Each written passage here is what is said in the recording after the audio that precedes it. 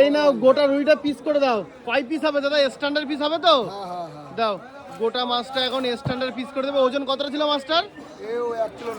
1 kilo 900। Minimum তো 19 piece তো হবেই নাকি? দাও করে দাও খুব সুন্দর করে। 1 কিলো 900 ওজনের রুই মাছ দেখো, দারুণভাবে কিন্তু পিস করে দেবে দাদা।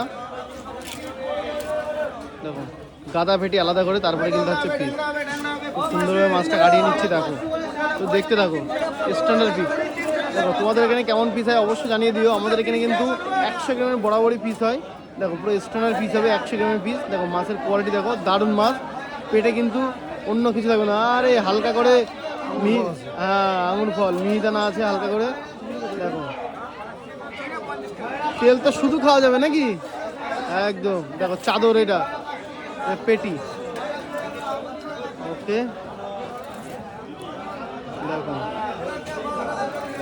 সুন্দর করে পিস করে দিচ্ছে দাদা।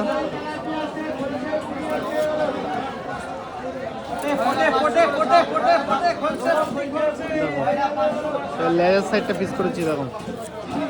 গোটা মাছটা পিস করে নিলাম। দেখো মাছ নিয়ে কোনো কথা হবে না, দারুণ কোয়ালিটির মাছ। ওকে কমপ্লিট। ওকে